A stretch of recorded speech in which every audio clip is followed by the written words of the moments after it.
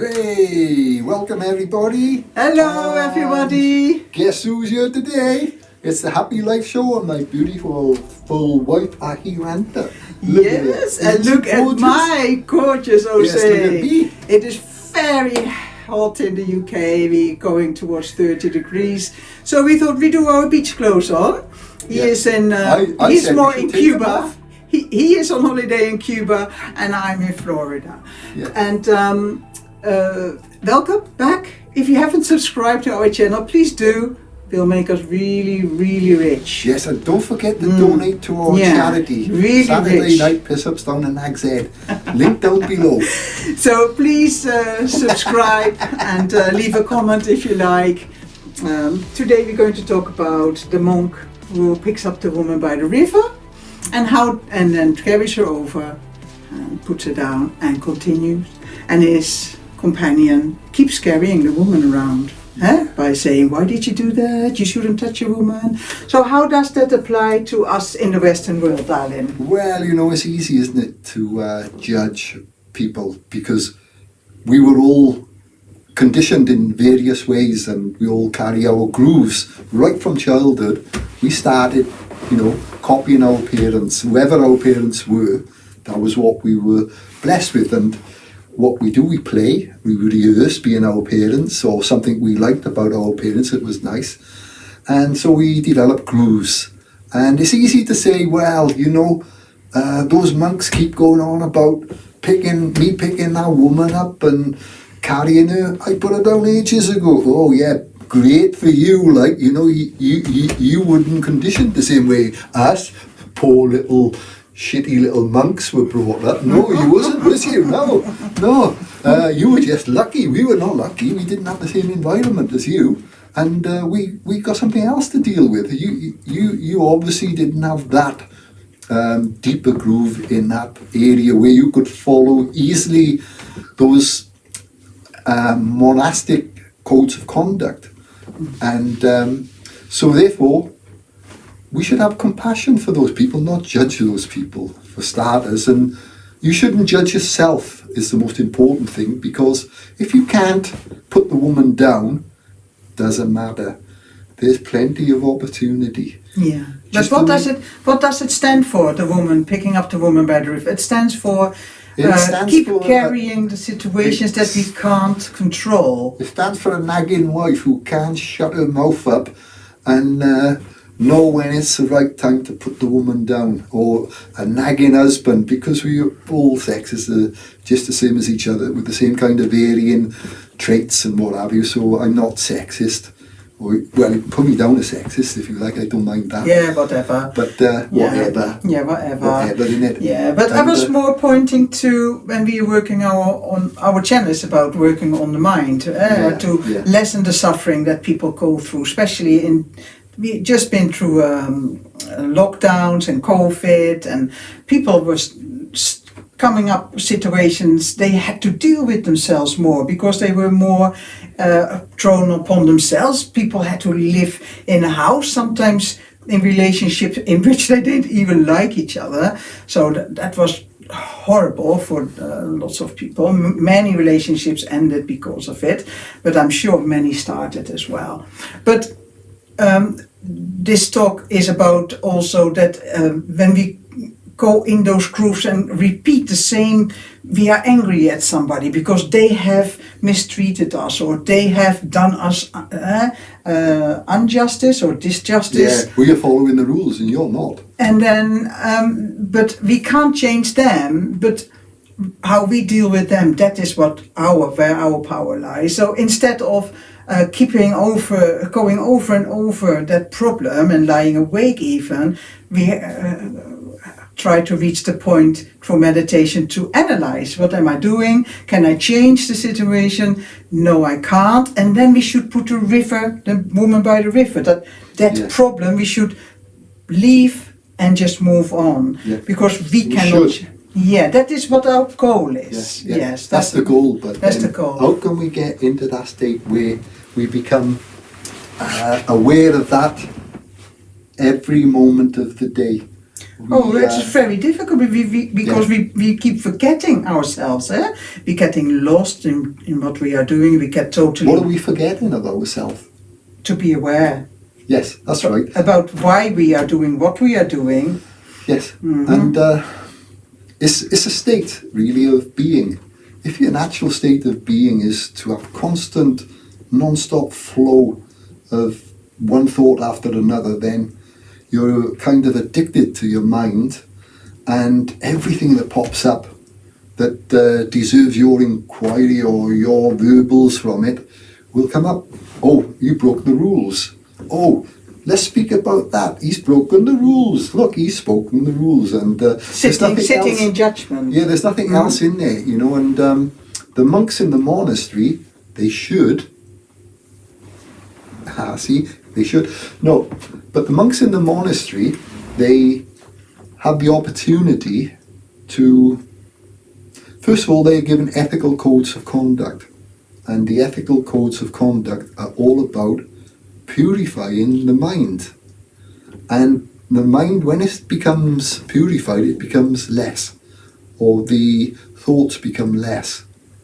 So gaps, and the ones that have more thoughts are the ones who's less ethical in a way, yet they think more of ethics because they use ethics to judge.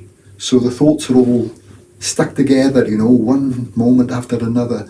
The guy who's carrying the lady is free of thought, he's free of ethics, and so he sees his compassion as more opportunity to arise between the gaps of thought. And so he sees this lady, she can't get across the river, because if she can't get across the river, maybe she can't feed her family or do what she needs to do across the other side of the river. So his compassion, so his ethics are actually working. And so he's working from compassion. He picks her up, puts her down, and then his practice requires that he becomes present all the way.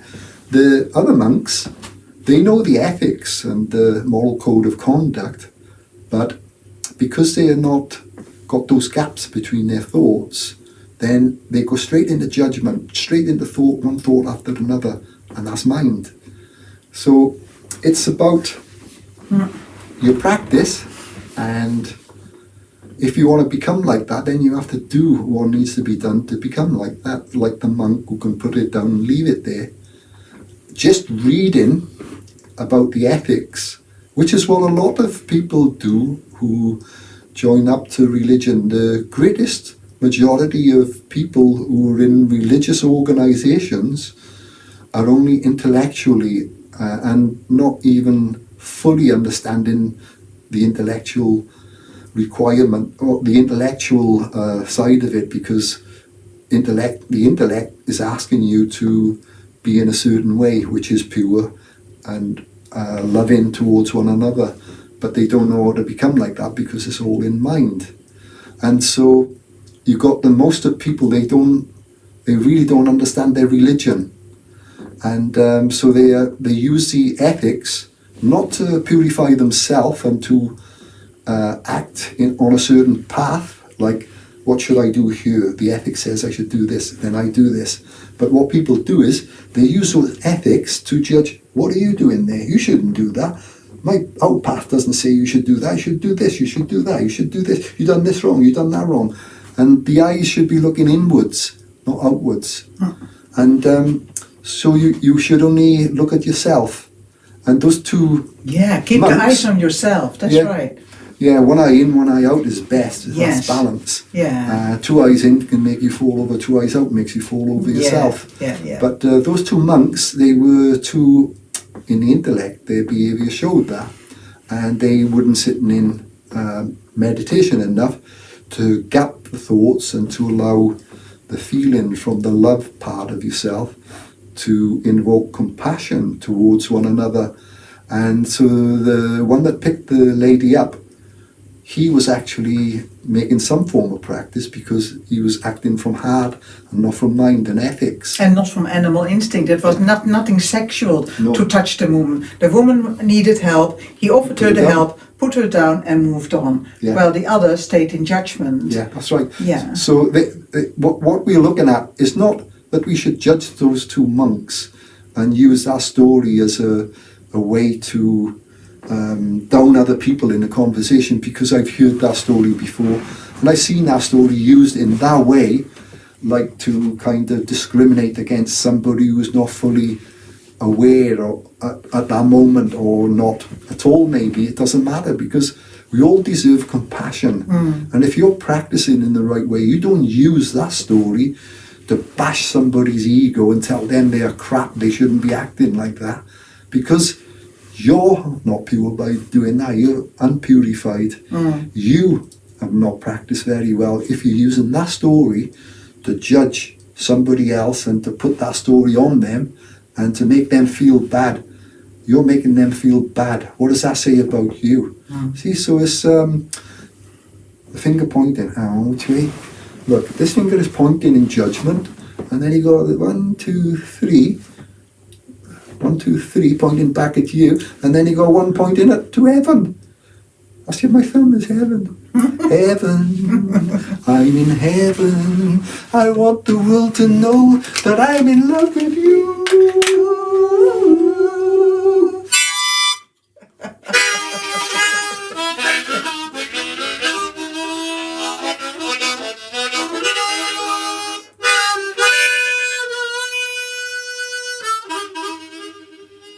Sorry.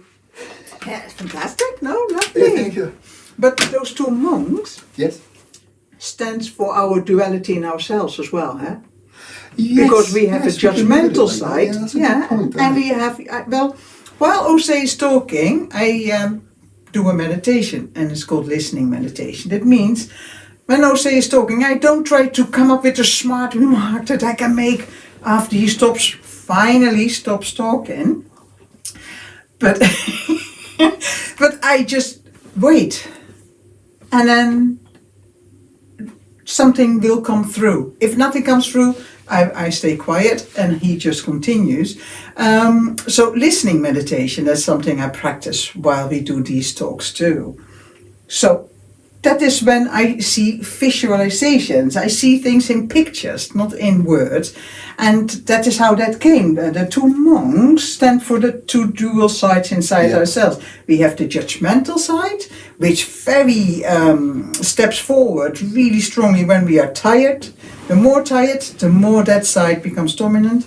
And then we have the compassionate, soft side that will help and reach out to others. And that is the side that comes forward when we are rested and when things in our surrounding goes our way.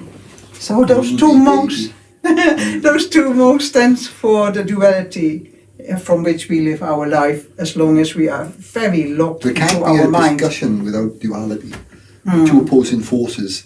But I would say that the monk who put it down was the third, the law, the number 3 law.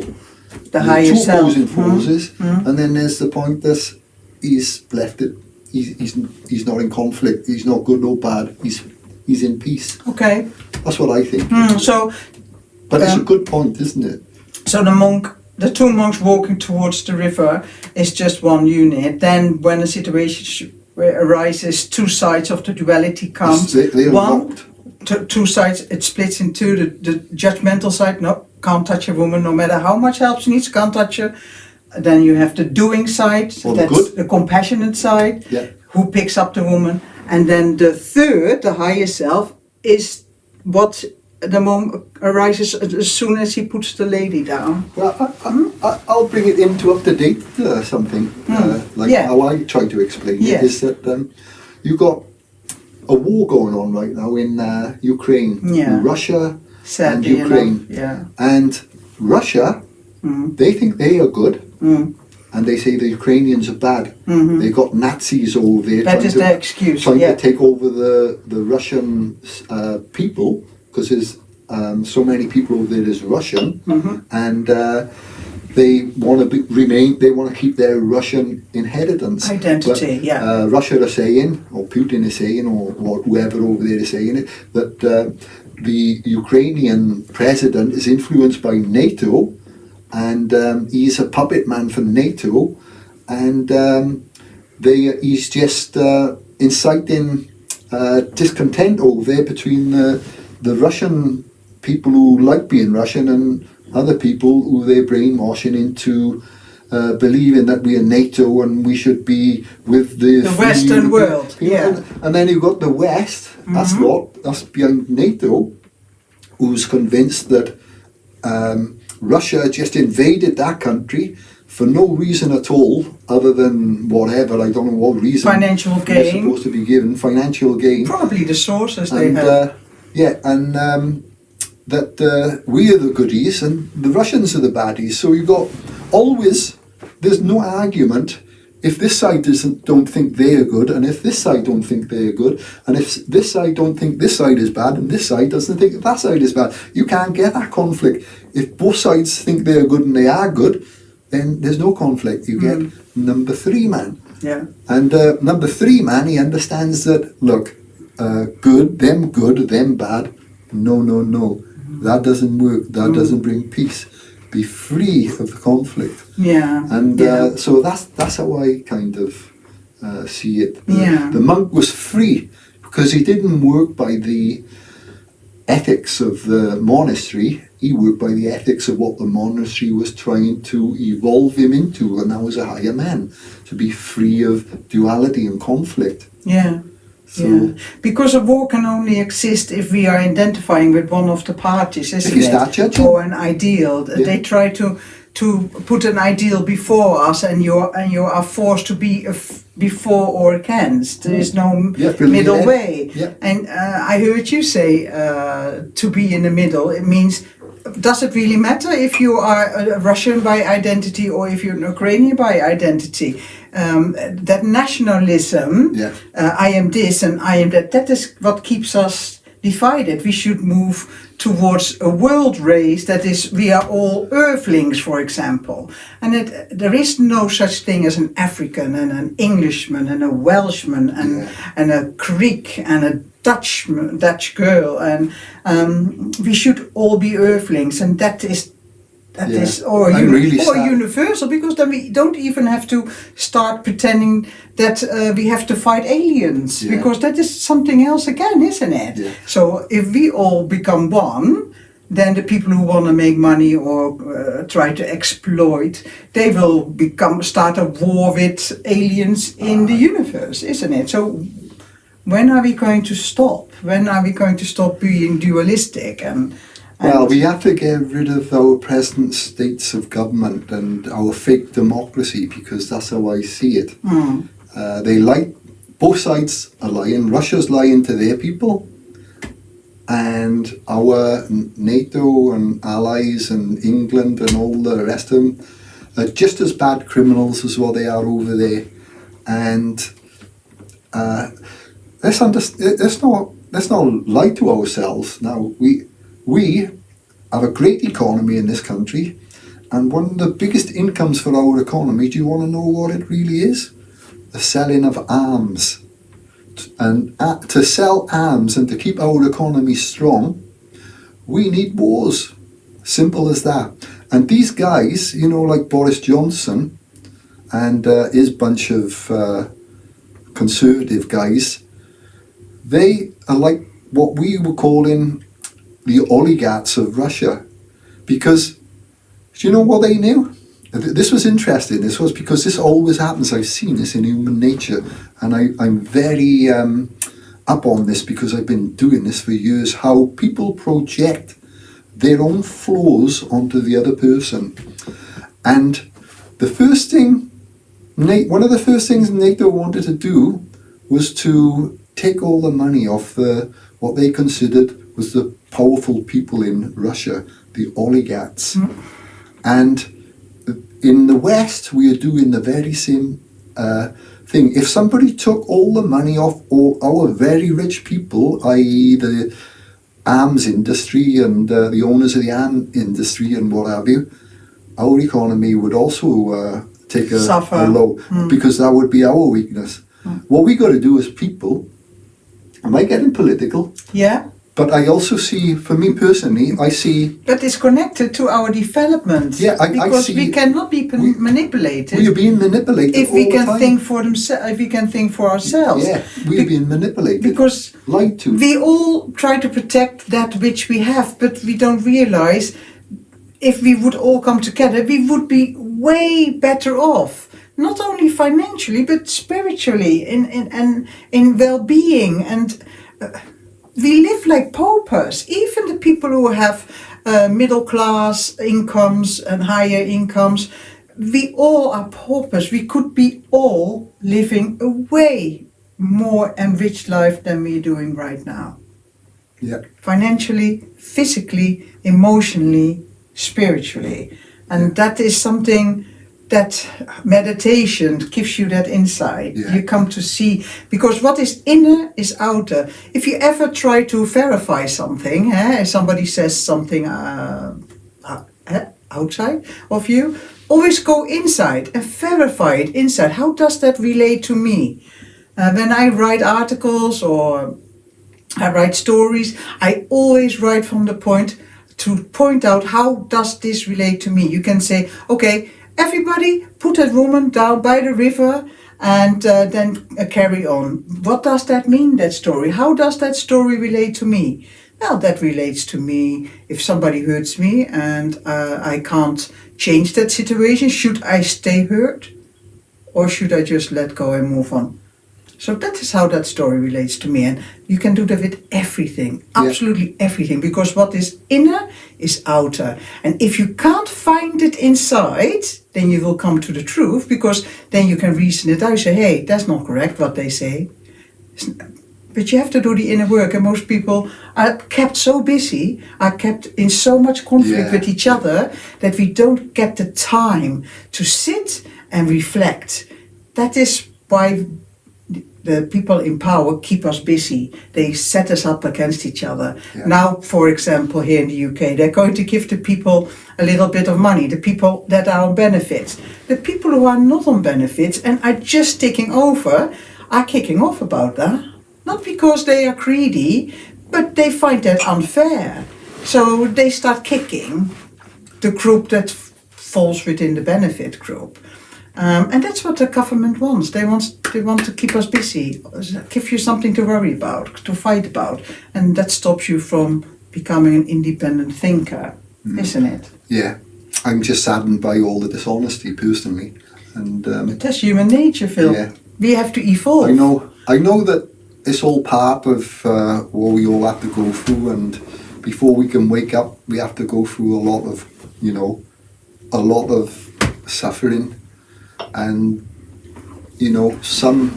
a lot gradually waking up now. So it's I think there's a lot more people out there who understand what is really going on, and they are mostly the ones who won't turn the news on. They refuse to look at the news because they know they're being lied to, and there's so many people that's doing that. And people like ourselves.